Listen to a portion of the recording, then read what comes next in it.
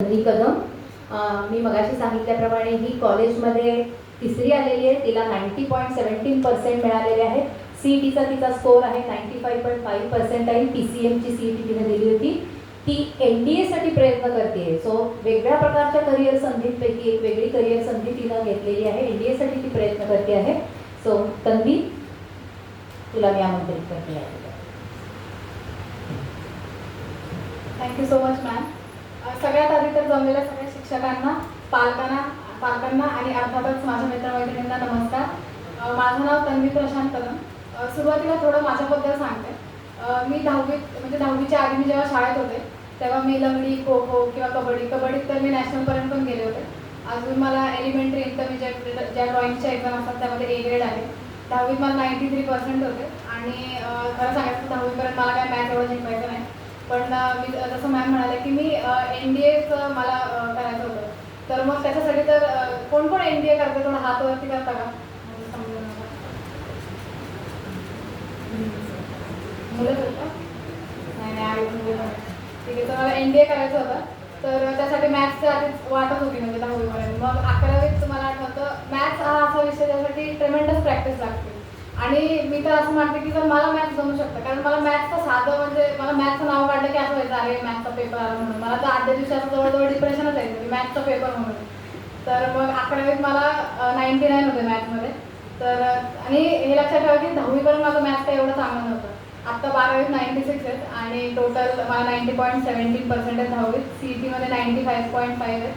आणि मी अजून आत्ता स्विमिंग शिकवायला जाते लहान मुलांना. आणि मला मी BLSचा पण कोर्स केला. आपण CPR येतो जर कोणाला हार्ट अटॅक आला तर थोडक्यात मला सतत काहीतरी करत राहायला आवडतं. तर हे सगळं मी थोडं माझ्याबद्दल सांगितलं. आणि जसं मॅम म्हणाला तसं आता तुम्ही NDAचे मला थोडे दिसले तर प्लीज प्रश्न विचारा. नंतर जेव्हा सगळे प्रश्न विचारले तेव्हा मी जास्त एक्सपेक्ट करते.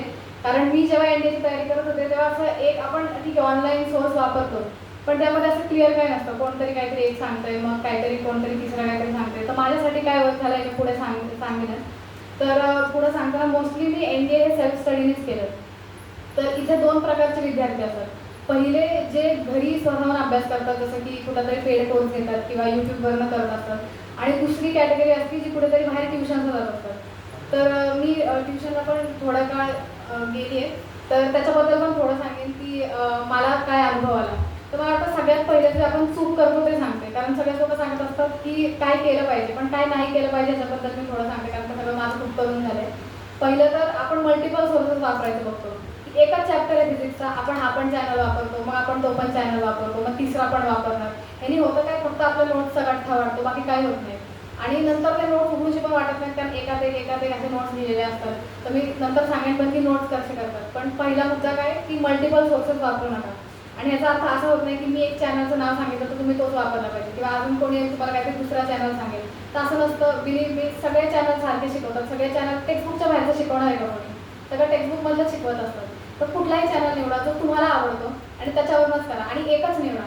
ठीक आहे, एखादा नाही समजला पॉईंट तर लगेच दुसऱ्यावर स्किप मारू नका, रिव्हर्स या, परत तेच करा. तर हे बघा, तुम्ही करून बघा, हे नेहमी हेल्पफुल असतं. असे 10 मल्टिपल सोर्सेस वापरू नका. दुसरा पॉईंट आहे की म्हणजे इथं मी करायचे की चॅप्टरच्या मागे लागायचं, की आता चालू केला की आता केमिस्ट्रीचे चॅप्टर कम्पॅरेटिव्हली खूप मोठे असतात. त्याचे 15 भागात ते डिवाईड केलेले असतात. आणि मी काय करायचं, लावायचं आणि जोपर्यंत संपत नाही तोपर्यंत दिवसभर तेच करायचं. म्हणजे एक झाला लगेच दुसरा झाला लगेच तिसरा. तर ह्याने काय होतं, डोक्यात काहीच जात नाही. ती म्हणे ना, पुढचं उत्तर आणि मागचं सपाट, ते तसंच होतं.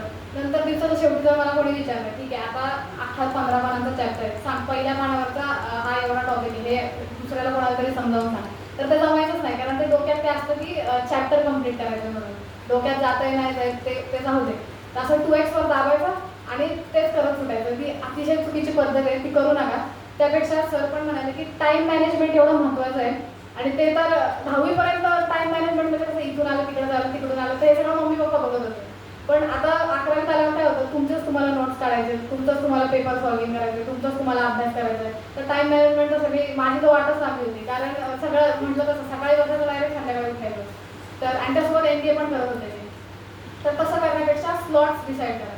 की मी सकाळी उठेन, थोडंसं मेडिटेशनची सवय लावा. मला तर आधी वाटायचं काय मेडिटेशन, त्याने काय होतं, असं शांत बसलं की असे विचार येतात डोक्यात, कसलं मेडिटेशन. पण तुम्ही जेव्हा ते करत जाल, थोडे दिवस जातील, तर तुम्हाला कळेल की ते आतून आपल्याला किती रिफ्रेश करतं, आतून किती आपल्याला शांत वाटतं. तर सुरुवातीला आधी उठल्यावर मेडिटेशन करा थोडं, मग फिजिक्स केलं, आणि फिजिक्स पण असं नाही कंटिन्यू केलं, ब्रेक्स घ्यायला शिका. कारण तो जोपर्यंत तुमचं माइंड रिफ्रेश होत नाही तोपर्यंत पुढचा जो टॉपिक असतो तो डोक्यात शिरत नाही.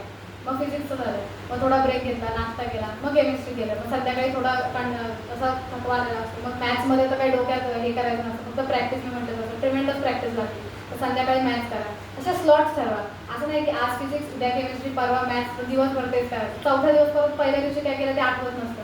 म्हणून स्लॉट डिसाईड करा. थोडं कॉलेजचं टायमिंग आहे, तिथून तुम्हाला क्लासला जायचं आहे, मग हे करायचं. असं तुमचा झोपायचं तर एवढं महत्त्वाचं आहे. मी तर काय करायचं, सुरुवातीला 11वीला ॲडमिशन घेतलं आणि ते सायन्सचं फिजिक्सचं पुस्तक बघितलं. एक शब्द कळत नव्हतं त्यातला, काय डेरिव्हेशन आहे, काय आहे, काय काही कळत नव्हतं. मग मी म्हटलं आता काय नाही, आता बसायचं डायरेक्ट रट्टा.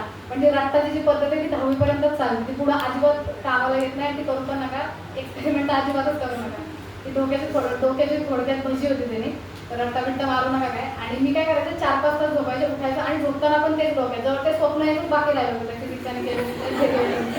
तर त्यापेक्षा चांगली झोप घ्या, रिफ्रेश व्हा. आणि मी मगाशी म्हणाले तर प्रत्येकामध्ये काही ना काहीतरी टॅलेंट असतं. कोणी गाण्यात चांगलं असतं, कोणी डान्स करत असतं, काही जण स्पोर्ट्समध्ये असतात.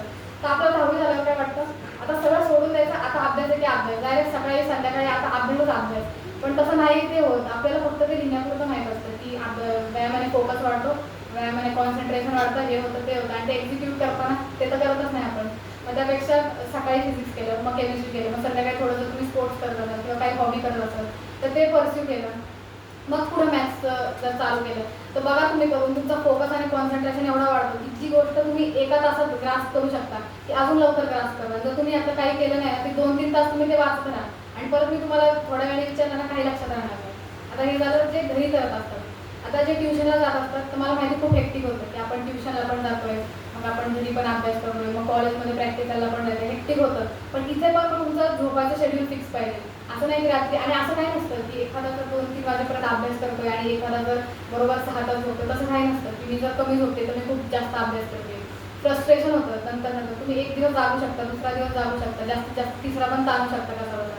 पण चौथा नाही जात, डोक्यातच काही जात नाही. तुम्ही मग छोट्या छोट्या गोष्टींवरून चिडणार, तुम्हाला ते पुस्तकच बघू शकणार. हे सगळं माझं करून झालं. इथं जर माझ्या मम्मी पप्पाला बोलवलं ना तर जाऊ द्या तर असं काही करू नका. झोपायचं थोडं शेड्यूल बनवा की, आणि सुरुवातीपासून जर तुम्ही अभ्यास केला ना तर परीक्षेच्या आधी असं करायला लागत नाही. मी थोड्या वेळाने पण सांगेन की मी अजून एक तेवढी मोठी चूक केली होती. तर नंतर आता ते ट्युशनमध्ये जातात, इन द मोमेंट राहणं मला वाटतं फार गरजेचं आहे. आपण काय विचार करतो, आता मी क्लासमध्ये बसते, तर आता कॉलेजच्या क्लासमध्ये बसते तर मी विचार काय करते, जाऊ ट्युशनमध्ये जाते आणि ट्युशनमध्ये लक्ष देते. मग कॉलेजमध्ये मी तशीच बसणार, मग मी जाते ट्युशनमध्ये विचार करणार, आत्ताच कॉलेजवरून आले, एवढी थकली, आता घरी जाते आणि घरी जाऊन अभ्यास करते. पण ते कधी तसं होत नाही. तसं प्रयत्न पण करू नका. म्हणून मी म्हटलं शेड्यूल पाहिजे आणि इन द मोमेंट राहा की जे शिकवत आहे ते ग्रास्प करायचा प्रयत्न करा. हा झाला पहिला पॉईंट. आणि दुसरा पॉईंट, जे लोक क्लासला जातात मला वाटतं त्यांचा डिपेंडन्सी रेशो फार वाढलेला असतो की कोणावर तरी ह्यांनी शिकवलं कीच मला कळतं, त्यांनी शिकवलं तरच मला कळतं. 1 तासच मी कॅल्क्युलस करू शकते, 1 तासच मी मॅथ्स करू शकते, माझ्याच्याने 2 तासाच्यावर बसूच शकत नाही. म्हणजे आपण आपल्यासाठी सेट केलेल्या बाउंड्रीज आहे, आणि हे जर आपण तोडलं या बाउंड्रीज तर आपल्याला तेवढं आपली जी कॅपॅसिटी आपल्याला माहीत असते त्याच्यापेक्षा जास्त आपण कितीतरी करू शकतो. तर याच्यावर थोडं लक्ष द्या. आणि ही जी डिपेंडन्सी आहे तर त्याला कसं टॅकल करायचं की आता क्लासमध्ये मी म्हटलं इन द मोमेंट राहायचं, जे शिकवताय त्याचे नीट नोट्स काढायचे. घरी गेलं थोडा असा रिकामा वेळ, क्लास किती 2-3 तास असतो, कॉलेज जर तुम्ही सकाळी येत असाल मग संध्याकाळी तुम्ही घरी गेले तर एखादा दुसरा चॅप्टर यूट्यूबवरून तुम्ही चालू करू शकता तुमच्या एंडवर. पण 2 पेक्षा जास्त चॅप्टर सायमल्टेनियसली नाही चालू करायचे, म्हणजे एकात एक मिसळले जातात. मग तुम्ही तुमच्या एंडवर ते करू शकता. आणि काय होतं की तुमचं स्पॅन लवकर कव्हर होतं, तुमचा सिलेबस लवकर कम्प्लीट होतो. तर हे तुम्ही करू शकता. आणि नोट्स सगळ्यात महत्त्वाचा विषय. माझे तर नोट्स, माझी एक मैत्रीण आहे, तिने मला नोट्स मागितली की तुझे 12वीचे नोट्स दे. तिला नोट्स दिले, ती म्हटली हे नोट्स ते असे ते काही नोट्स नव्हते, ते आपले काही पानं असतात ना पुस्तकांची. मला काय होतं काय माहिती, मी असं पुस्तक बघितलं ना मग ते फाडायचे मी नोट्स आणि त्याच्यावर नोट्स करायचे, मग ते स्टेपलर मारलं. आणि आता उद्या पेपर आहे तर आज ते सापडायला तर पाहिजे ना, कारण ते स्टेपलर असं 10-15 पानं नाही घेऊ शकत, तुम्ही 2-3 पानांना मारू शकता. ते कुठं हरवायचं, मग परत ते यूट्यूबवर जा, परत ते सायकल रिपीट करत बसा. त्यापेक्षा एक पुस्तक करा, प्रत्येक विषयाला एक पुस्तक करा. तुम्ही क्लासला जाताय क्लासचं वेगळं, घरी करताय घरचं वेगळं. अशी ॲटलिस्ट तुमची 2-3 तरी पुस्तक पाहिजे. तुम्ही सॉल्ट एक्झाम्पल जर वेगवेगळं एकात एक केलं तर काही समजत नाही. आणि मिनिमम 2 प्रकारचे पेन आणि मॅक्सिमम 3 असे पेन हे वापर. एकाच पेनने सगळं लिहित चालले तर परत तुम्हालाच उघडायचं त्या ते स्वतःला अक्षर कळत नाही. आणि दुसऱ्याला कोणाला द्यायचं म्हटलं तर मला तर लाजच वाटायचं नोट द्यायची म्हणते. तर त्यापेक्षा मिनिमम 2 पेन वापरा. आणि तुम्हालाच तुमचा जर तुम्ही 2-3 दिवसांनी ते उघडणार आहे तुमचा पेपर म्हणजे युनिट टेस्ट आली त्याच्यानंतर तुम्ही ते उघडलं तुम्ही टचमध्ये असल्यावर तुम्हाला ते समजतं. पण आता स्पॅन केला आणि मग ते उघडलं की काही कळत नाही कुठली लिंक कुठे आहे कुठलं डेरिव्हेशन कुठे दिलं आहे.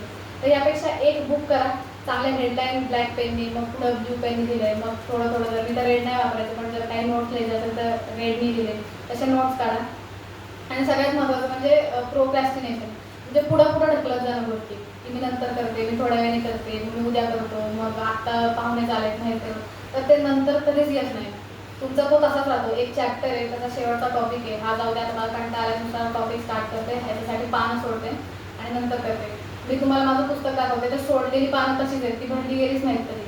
त्यापेक्षा आधी ते कम्प्लीट करा हवं तर थोडा ब्रेक घ्या परत यायचं ते कम्प्लीट करायचं त्याशिवाय दुसरीकडे जायचं नाही. आणि जेव्हाची गोष्ट तेव्हा करायला शिका. तर हा मी चूक केली होती की प्रोक्रॅस्टिनेशन करत राहायचं मग शेवटी त्याचा असा डीक साचत जातो. मग हे 11वीत मी शिकले होते सगळं हेच मी 12वीत इम्प्लिमेंट केलं. आता पुढे मी फिजिक्स केमिस्ट्री आणि मॅथ्सचं थोडं सविस्तर सांगते. मॅथ्सचं मी जसं सांगितलं 10वीपर्यंत दिवाळी होती मॅथ्सची. मग 11वी-12वीत एवढी प्रॅक्टिस मी केली की ट्रिग्नॉमेट्री मम्मी पप्पांना जर विचारलं मी नुसतं मॅथ्स घेऊन बसायचं. मला कोणी जसं जेवताना पण माझं ते फॉर्म्युलाच घेऊन बसलं आहे ते फॉर्म्युलेच पाठ केले. आणि SSC बोर्डचं जे आपलं बुक आहे ना ते एवढं परफेक्ट आहे ना की आज आता 10 सम आहेत तर पहिलं सम एकदम बेसिक असतं दुसऱ्यामध्ये थोडंसं वाढवलेलं असतं तिसऱ्यामध्ये अजून थोडीशी लेवल वाढवलेली असते. तर ते एकदम असं स्टेप बाय स्टेप फॉलो करा. एकदम बेस्ट पुस्तक आहे त्याच्या बाहेर तुम्हाला बोर्डासाठी जायची गरजच नाही आहे. तर मॅथ्समध्ये तर तुम्हाला प्रॅक्टिस लागते. आणि मॅथ्समध्ये असं नाही आहे की तुम्ही डायजेस्टमधलं उत्तर लिहिलं पाहिजे. तुम्ही जर एखादा सम आहे तुम्हाला ते टॅकल करायचं त्याच्यावर थोडा विचार करायला शिका. ॲटलिस्ट 2-3 मिनिटामध्ये ते चुकीचं असू दे पण तुम्हाला काय सुचतंय ते ट्राय करा. तुम्ही डायजेस्टमधनं बघितलं तसंच केलं तर पेपरमध्ये येणारच नाही तुम्हाला कारण तुम्ही तुमचं डोकं लावलंच नाही. मी ट्रिग्नॉमेट्री सॉल्व्ह करायचं तेव्हा मी आधी स्वतःच्या ह्याने ट्राय करते. आणि फार बेसिक असतं ते आपलं science square theta plus cos square तो फॉर्म्युल्यामध्ये थोडे चेंजेस करून ते ॲड केलेलं असतं. आता हे तर बेसिक आहे हे येतं आपल्याला याच्यात काय डायजेस्टमध्ये बघण्यासारखं आहे. तर हे थोडंसं आपण जर आपल्या ठीक आहे नाही जमू दे पहिलं नाही जमणार नंतर नाही जमणार पण 2-3 दिवसांनी जेव्हा तुम्ही 12वीला कॅल्क्युलस बघा तर हेच सगळं उपयोगाला येतं. आणि पेपरमध्ये पण एखादा नवीन प्रश्न आला आता NDAला वगैरे तर काही टेक्स्टबुक वगैरे नसतं तुम्हाला हेच कामाला येतं. मी स्टेट बोर्डचं पुस्तक एवढं नीट केलं होतं 11वीचं पण आणि 12वीचं त्याला माझं पेपर झाला तरी मला त्याचं एकूण एक सम माहीत होतं कसं सॉल्व्ह करायचं. कारण ते आधी मी स्वतःचं डोकं लावलं होतं आणि मग जर तुम्ही कुठं रेफरन्स घेतला तर मग तुम्हाला ते समजतं. तुम्ही बघत राहिला मग फिजिक्स केमिस्ट्री आणि मॅथ्समध्ये फरक काय राहिला. आपण म्हणतो की मॅथ्समध्ये काही फक्त विचार करायचा असतो की त्याच्यामध्ये असं काही पाठ करायचं नसतं. तुम्ही जर असंच करत गेले डायजेस्टमध्ये बघत गेले सॉल्व्ह करत गेले तर मग ते पाठांतरच येणार. मग तुम्ही काय केलं मॅथ्समध्ये असं काही वेगळं करायचं. आता हे झालं मॅथ्सचं. फिजिक्स केमिस्ट्रीचं सांगितलं होतं केमिस्ट्रीचे नोट्स काढणं मला वाटतं ते इतकं बोरिंग काम आहे आणि इतकं टाईम आपला जातो. तर आपली केमिस्ट्रीची टेक्स्टबुक आहे तेवढी एकदम परफेक्टली प्रिंट केलेली आहे की हा टॉपिक आहे मग पुढचा टॉपिक आहे. आणि त्याचं जर तुम्ही नोट्स काढायला गेले तर तुम्ही कसे नोट्स काढणार ते अख्खा पॅराग्राफमध्ये ते सगळं महत्त्वाचं दिलेलं असतं. तर टेक्स्टबुक तुम्ही जेवढ्या वेळा रीड कराल केमिस्ट्री तेवढं ते हेल्पफुल आहे. आणि प्रॉब्लेम सगळ्यात जास्त मला वाटतं ऑर्गॅनिकमध्ये जातो कारण मला पण त्याच्यातच जायचं. तर ऑर्गॅनिकचे नोट्स कसे काढायचे तुम्हाला कळलं आता कसं रिॲक्शन आहे. तर ऑर्गॅनिकमध्ये कसं असतं आता सपोज टॉपिक आहे प्रिपरेशन ऑफ अल्कोहॉल्स. तर मी काय केलं होतं असे प्लेन पेपर असतात तर मी ते घेतले होते मग लिहिलं होतं प्रिपरेशन ऑफ अल्कोहॉल्स. मग त्याचा असा चार्ट केला मग त्याला असे सब हे पाडले की from alkanes from alkenes from alkynes. त्याच्या खाली अजून काही सब पॉईंट असतील तर ते तर आता प्रिपरेशन झालं. मग आता काय रिॲक्शन त्या रिॲक्शनमध्ये काय आली किंगस्टन आली काय आलं तर तसं ते करत जायचं. आणि रोज तुम्हाला म्हणते एक बुक उघडायची पण गरज नाही. तुम्ही त्याच्याकडे बघितलं त्या पेपरकडे की ठीक आहे ह्याची ही रिॲक्शन आहे ह्याच्यामध्ये हे टाकलं अल्केनमध्ये हे टाकलं की हे फॉर्म होतं ते तुमचं तुम्हाला कळायला लागतं. तर ऑर्गॅनिकसाठी मी तरी असं वापरत होतं आणि एक करून बघा ते खरंच हेल्पफुल आहे की तुम्ही कारण ऑर्गॅनिकचं कसं असतं खूप मोठा धडा असतो. तर आपण पानं पलटत जातो पुढचं गेलं की मागचं विसरायला होतं. त्यापेक्षा ते पेपरवर लिहायचं. पेपरवर काय लिहायचं मेन टॉपिक लिहायचा आणि त्याच्यावर काय काय सब टॉपिक म्हणतात तसं फ्रॉम अल्किन्सनी बनलं मग अल्किन्सनी बनलं तसं लिहा आणि ते भिंतीवर चिटकवा. मॅथ्सचं पण इतके फॉर्म्युले ते तुम्ही जर असं फिजिक्स केमिस्ट्री पाठ करायला गेलं तर होत नाही. ते पण पेपरवर लिहा आणि भिंतीवर चिटका. जाता येतं ते वाचा. आणि NDAला तर मॅथ्स म्हणजे मॅथ्स जर तुम्ही क्लिअर झालं नाही तुमचा गॅटचा पेपरच तपासत नाही. तर मग आधी ते फॉर्म्युला शीट तयार करा आणि ते ह्याच्यावर चिटकवा भिंतीवर चिटकवा. पुढे आता मी थोडं NDAचं सांगते आणि मी काय चुका केल्या होत्या ते पण सांगते. आता NDAमध्ये कसं असतं की आता ह्या ज्या एक्झाम्स आहेत जेई नीट, तुम्ही ती एक्झाम क्लिअर केली, तुम्ही मार्क्स पाडले की तुम्हाला डायरेक्ट ॲडमिशन मिळत असतं.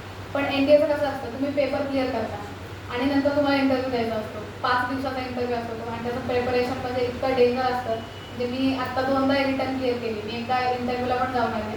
तर ते इंटरव्ह्यूचं प्रिपरेशन पण असं असतं की तुम्ही ते सोडून जर तुम्ही काय करायला गेला तर इथं पण, आणि ते मोस्टली सोशल स्किल्स असतात की आता मी एवढं बोलते ते कशामुळे बोलते, तर आमची तिथं प्रॅक्टिस झाली. त्याचा मला एवढा हेल्प होतो की आम्ही तिथं तेच करतो, इंटरव्ह्यूमध्ये हेच सगळं असतं. ते NDAवाले थोडं की आता मी म्हटलं प्रश्न विचारायचं, तुमच्या बाउंड्री ज्या तुम्ही सेट केल्या त्या थोडंच चला.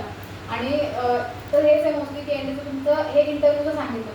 आता NDAचं प्रिपरेशनबद्दल सांगते मी काय करायचे, मी कॉलेजमध्ये लेक्चर करायचे आणि थोडे लेक्चर करायचे आणि मोस्टली प्रॅक्टिकल करायचे. प्रॅक्टिकलचं तर एवढं महत्त्वाचं आहे, कॉलेजचे प्रॅक्टिकल मिस करू नका. कारण बोर्डाचं प्रॅक्टिकल येतं, आदल्या दिवशी आपल्याला वाटतं की येतं तिथं गेल्यावर अचानक कुठलं तरी प्रॅक्टिकल येतं, आपल्याला काही येत नसतं, मार्क जातात आणि पेपरमध्ये तुमचा अभ्यास झाला नसेल तर ॲटलिस्ट तुम्हाला ते प्रॅक्टिकलचं तरी मिळालं पाहिजे. आणि NDAचा पहिला होतो 1 एप्रिलमध्ये असतो, 2 सप्टेंबरमध्ये असतो.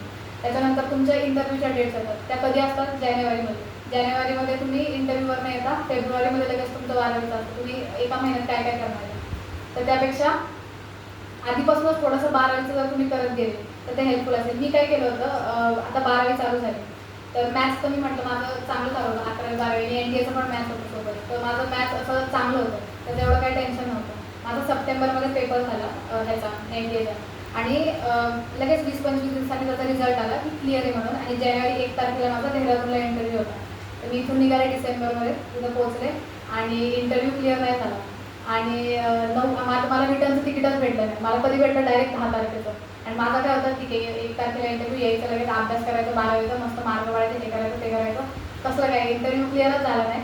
एक तर ते डिमोटिवेशन होतं की आपण एवढं 1-1.5 वर्ष अभ्यास केला आणि आपला इंटरव्ह्यू क्लिअर झाला नाही. आता पुढे परत 12वी आहे, CET आहे, एप्रिलमध्ये परत दुसरा अटेम्प्ट आहे, तर काय करायचं. पण एवढा विचार करायला खरं तर वेळच नव्हता, कारण आले 10 तारखेला आणि फिजिक्सचं पुस्तक उघडलं पहिल्यांदा अख्ख्या 12वीत. तर हे चुकीचं आहे की तुम्ही, ही चूक आहे माझी, हे ॲज अ मोटिवेशन देऊ नका की NDAचं जर देत आहे तर की मी सगळं आधी NDAचं कम्प्लीट करते, इंटरव्ह्यू होईल माझा, हे होईल, हे सगळं आपण इमॅजिन केलेलं आहे, तसं होईलच असं नाही. त्यापेक्षा NDAचं करताना थोडं थोडं जर तुम्ही 12वीचं केलं, थोडा ब्रेक मिळाला तर थोडं 12वीचं केलं तर ते खरंच हेल्पफुल असेल. कारण ती एवढी वाट लागली होती माझी तिथून आल्यावर, 1च महिना राहिला होता, फिजिक्स केमिस्ट्री उघडलं पण नव्हतं 12वीचं आणि ते अशी जाड पुस्तकं तुम्हाला माहिती वाटतं, ते बघूनच एकतर आधीच असं डोकं झालं होतं की आता काय व्हायचं म्हणून. पण मग करत गेले मी यूट्यूबवरनंच केलं, 12वीचं पण मी यूट्यूबवरनंच केलं होतं.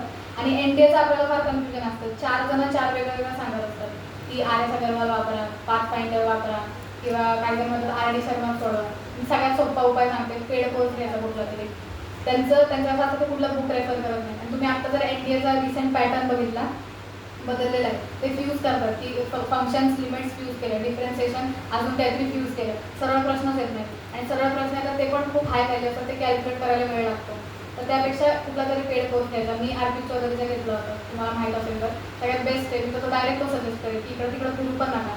मॅथ्सचं करा, गॅटचं पण त्यांचं चांगलं आहे, हे NDAचं झालं. आणि थोडंसं मी इंटरव्ह्यूबद्दल सांगेल तर 5 दिवसाची प्रोसेस, 5 दिवसामध्ये एवढं काय घेतं, तुमची टेस्ट होईल, तुमची फिजिकल, तुमची मेंटल, तुमचं अजून तुम्हाला डायरेक्ट समोर बसून तुमचा इंटरव्ह्यू घेतला. मनसा वाचा कर्मणा असं त्याचं हे, मनसा म्हणजे मन, वाचा म्हणजे तुम्ही काय बोलता आणि कर्मणा म्हणजे तुम्ही काय कर्म करता. हे जर तुमचं ट्रायंगल जर तुम्ही जे बोलताय, जे वागताय ते जर तुमचं जुळलं तरच तुमचं सिलेक्शन होतं.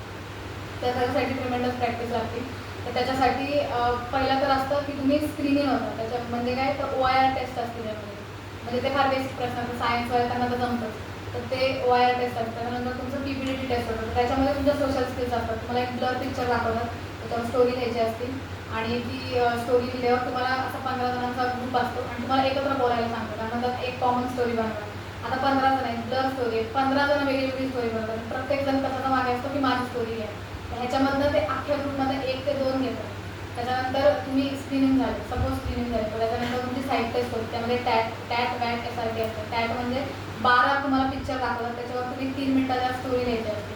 वॅट 60 वर्ड्स असतात, 15 सेकंदात त्यावर 1 सेंटेन्स द्यायचं असतं. SRT म्हणजे तुम्हाला सिच्युएशन देतात, जर असं झालं तर, तुम्ही 12थमध्ये फेल झाले तर, त्याच्यावर तुम्ही काय कराल, त्याच्यावर चुकीचं बरोबर असं उत्तर नसतं. तुमचं मेंटॅलिटी काय, की आर्मीला फिट आहे का, हे चेक केलं जातं. तर मग मला सांगा, किती लोक, आता मला माहिती आहे, तुम्हाला माहिती आहे का, पण 12 लाख मुलं एनडीएचा पेपर अटेंड करतात, त्यातले पास किती होतात? 7,000. त्यातले घेतात किती? मुलं मुली मिळून 400. आणि आपण त्या विचार करतो मी एनडीएमध्ये जाणार आहे, 12वीचं कशाला करायचं. आता माझं पण एक मेंटॅलिटी होती, कशाला 12वीचं करायचं, एनडीए एकदम 100% म्हणतात ना, किसी चीज को पाहणे की काहीतरी होतं, पुरी काय ना काहीतरी करते, तर काय नाही होत तसं, किती पण तुमचं असू दे. तुम्ही सगळं 12वी सगळं सायमल्टेनियसली मॅनेज करत चला, तसं काही होत नसतं, त्याच्यावर विश्वास पण ठेवू नका. तर 12वीचं पण करा. आणि मी तर अजूनच सजेस्ट करेन, 12वी आणि CET तोच सिलेबस आहे, फक्त थोडंसं ॲडव्हान्स असतं. मी CET कधी चालू केली? 12वी झाल्यावर. आता मिळाले 95.5 म्हणून ठीक आहे, जर नसते मिळाले तर मी काय केलं असतं. आता मला ठीक आहे, माझं 100% दिलं, पण मला माहीत नाही माझा इंटरव्ह्यू क्लिअर होईल का नाही. 12वीला चांगले मिळाले, पण जर नसते मिळाले तर काय, तर तो पण विचार करा. फक्त एकच धरलं आहे आणि एकावर तर त्यात कॉम्पिटिशन बघा आधी किती आहे. मुली तर किती घेतात? 7,000 पास झाले, त्यातल्या 35 मुली घेतात, 35, आणि मुलं घेतात 400 वगैरे घेतात, तो पण कमीच आहे रेट. तो असा विचार, ट्रेमेंडस कॉम्पिटिशन असते. आपण तर महाराष्ट्रात राहतो, महाराष्ट्रात तरी कम्पॅरेटिव्हली कमी असतं, पण आपल्याला कॉम्पिटिशन जाणवत नाही. माझा नॉर्थ साईडला इंटरव्ह्यू होता देहरादूनला, उत्तराखंडमध्ये. तिथं तुम्ही बघा, जवळजवळ 50 ते 60% मुलं डिफेन्समध्येच ट्राय करत असतात. एवढ्या कॉम्पिटिशनमध्ये सर्वाईव्ह करणं अवघड आहे. मी म्हणत नाही, मी डिमोटिवेट नाही करते, पण आत्ता 12वीचं वर्ष चालू झालं, तुमच्याकडे वेळ आहे तर ते पण कव्हर करा. तर त्याच्यानंतर सगळ्यात मला वाटतं बोर्ड्समध्ये काही जणांना इश्यू असतो तो न्यूमरिकल्सचा. तर न्यूमरिकल्सचं काय करायचं, जर तुमच्याकडे वेळ नसेल आणि तुम्हाला न्यूमरिकल जमतच नसेल तर काय करायचं, आपल्या टेक्स्टबुकचा चॅप्टर संपतो आणि ते असं हे दिलेले असतात की असतात ना वर्ड प्रॉब्लेम, त्यातलं मी एकही सोडवलं नव्हतं. कारण ते एक तर हाय लेवल असते, त्यामध्ये 4-5 फॉर्म्युले मिक्स करून एखादा नवीनच काढून ते बनवलेलं असतं. त्यापेक्षा मी काय केलं होतं, चॅप्टरमध्ये शॉर्ट एक्झाम्पल असतात, तर ते शॉर्ट एक्झाम्पल सोडवायचे. आणि यूट्यूबवर तुम्ही सर्च केलं ना की मोस्ट रिपीटेड न्यूमरिकल, तर ते पण येतं, ते सॉल्व करा त्याच टाईपचे. आणि ह्या वेळेला तर ते चालू होतं, मी तर एक पण केलं नव्हतं त्याच्यातलं. एक्सरसाइजमधलं असतं ना, ते नव्हतं केलं मी, याच्यातलंच केलं होतं आणि त्यातलं आलं होतं आणि तेच येतं. ते सॉल्व करा. आणि MST CETचं मला वाटतं आर्य खूप चांगलं सांगेल तुम्हाला, कारण त्याला 99.5 आहेत मला वाटतं, तो तुम्हाला सांगितलं होतं. आणि पुढे सांगायचं तर जे मी फॉलो केलं, आता माझ्याकडे कारणं होती की मी NDAचं क्लिअर झालं आहे, मी इंटरव्ह्यूला जाऊन आले, तर मी 12वीचं का करू. आणि किती म्हणजे एकच महिना होता, रात्रंदिवस जागून केले. माझ्याकडे कारण, माझ्या मम्मी पप्पा पण म्हणले ठीक आहे, तू NDAचं एवढं केलं आहे की ठीक आहे, नाही पडले 12वी तरी ठीक आहे, पण मला ते कधी पडलंच नाही. कारण ते मला वाटतं कारण ते नसतं की मी NDAचं करत होते, मी नीटचं करत होते, मी JEEचं करत होतो, मी हे करत होतो, मी ते करत होतो, म्हणून मी हे नाही केलं. तर आता मी NDAचं साधं उदाहरण देतो. 2 कॅन्डिडेट गेले, मी गेले, माझ्यासोबत अजून एक मुली गेली, दोघींनी NDA क्लिअर केले. मला 12वीला 90 आहेत, तिला 12वीला 60 आहेत. तर त्यांचं बघायचा अँगल काय असतो, उद्या ह्यांना युद्धात पाठवलं, समोरनं गोळी पण येते, तुम्हाला त्याला प्रतिसाद द्यायचा आहे. शेजारी तुमचा जर एखादा सोल्जर आहे, तो घायल आहे, त्याला तुम्हाला परत बेस कॅम्पवर न्यायचं आहे, अजून एक तुम्हाला कमांड करायचं आहे. तुम्हाला 2 गोष्टी जमत नाही, तुम्ही ह्या गोष्टी काय करणार. सिलेक्शन अर्थातच जर 90% 60% तर 90 वाल्याला प्रेफरन्स मिळतो, म्हणून सगळं एकत्र मॅनेज करत चला.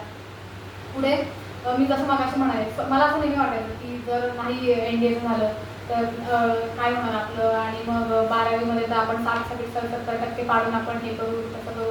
त्या मी माझ्यासाठी केलेल्या बाउंड्रीज होत्या की जसं की आपल्याच याच्यात असतं की मला कॅल्क्युलेट जमतच नाही, मला मॅथ्स जमतच नाही, मला फिजिक्सचे न्यूमरिकल्स जमत नाही, मला हे जमत नाही, ते जमत नाही, ते आपण बाउंड्रीज क्रिएट केलं. तर तसं काही नसतं. काय झालं, नाही क्लिअर झालं, मी आले, केलं ना 1 महिन्यात सगळं. तर मला जर कोणी आधी सांगितलं असतं, तुमच्यासारखी मी बसले असते, सांगितलं असतं त्याला 1 महिन्यात 12वी केली असते, त्याने नसती केली, पण ते जेव्हा अंगावर आले करावंच लागलं, तेव्हा केलं होतं. अशा स्वतःच्या ज्या बाउंड्रीज आहेत त्या सेट करू नका. पुढे माझे कबड्डीचे सर नेहमी म्हणायचे की 20-20 मिनिटाचे हाफ असतात, त्यामध्ये तुम्ही भले 10 मिनिटांनी मागे, 10 पॉईंट्सनी मागे दुसऱ्या टीमच्या, पण शेवटपर्यंत जिंकायची एवढी ओढ असते. तुम्ही असते म्हणजे एक रेडर गेला की लगेच पुढं मागं दुसरा जातो का, कारण ती लीड कमी करायची असते. आपण असा विचार करत असतो ते 2 मिनिटं राहिले, 4 रेड तसं 10 पॉईंट होणार आहे, असा एकही प्लेअर विचार करत नाही. कारण माहीत असतं कधी गेम खेळू शकतो. अगदी शेवटचे जो 5 सेकंद असतो ना तरी ती रेड कम्प्लीट झाली जाते. तर तो रेडर जाऊन एवढा ट्राय करतो की त्याला माहीत असतं की बाबा शेवटचे रेड 10 पॉईंटची रेड होणार नाही, तरी तो पॉईंट मला ट्राय करतो. का, कारण त्याला तेच शिकवलेलं असतं की शेवटपर्यंत गिवअप नाही करायचं, किती काही असू दे, शेवटपर्यंत गिवअप करू नका. आणि जेवढं तुमच्याच्याने तुमच्यामध्ये जेवढं पोटेन्शियल आहे ते सगळं वापरा. कुठली गोष्ट करताना मला वाटतं 100% दिला पाहिजे. कुठलीही मते असो, तुम्हाला आवडत जरी नसली, मला काही आवडत नव्हतं 1 महिन्यात 12वी सगळं कम्प्लीट करायला, पण ते एकच होतं की काय म्हणजे आपण दुसरं काय करणार 12वीचं नाही केलं तर, बसून त्याचाच विचार करणार, अरे माझं हे नाही झालं, आता माझं कसं होईल, माझं ते नाही झालं, आता झालं सगळं, हे विचार करत असं हे पण नाही ते पण नाही, इथे बोलायची संधी पण नसते मिळाली. तर ॲटलिस्ट तिथं मी काहीतरी माझं 100% दिलं, तेव्हा मला 90% मिळाले. तर तसंच तुम्हाला मी सांगतो, मी जर मी करू शकते ना, तर मला तर गॅरंटी आहे कोणी तुमच्यापैकी मॅथ्स तुमचं वीक असेल ना, कोणी सुधरू शकतो ते. तर शेवटपर्यंत गिव्ह करू नका, एवढंच सांगते. होप मी म्हणाले तुम्हाला आवडले असेल तर ऑल द बेस्ट सगळ्यांना.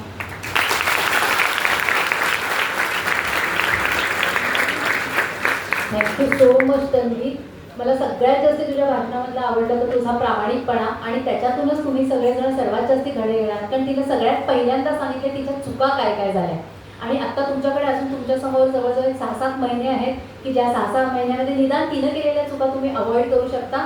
फक्त एक मला जाणवलं, इथं मी बसून सुद्धा नोट्स काढत होती ती काय बोलते त्याची सवय. तर आपल्याला असं काहीच वाटत नाही का समोरचं काहीतरी महत्त्वाचं सांगत असेल, आपण महत्त्वाचं तर काहीतरी लिहून घेऊया. हां, तर शक्य असेल तर नोट्स काढायची सवय 12वीमध्ये लावून घ्या, जी 11वीत लागलेली नाही आहे तुम्हाला. ठीक आहे, निदान ह्याच्या पुढे तरी तुमच्या त्या नोट्स काढायच्या सवयीचा तुम्हाला उपयोग होईल. तिनं बरेचसे मुद्दे कव्हर केलेले आहेत. आता समोरच्या तिघांना आता बहुतेक टेन्शन आलेलं असणार की आता आपण काय बोलणार. आर्य, तिनं मुद्दे जे कव्हर नाही केलेत आणि तुला सांगायचे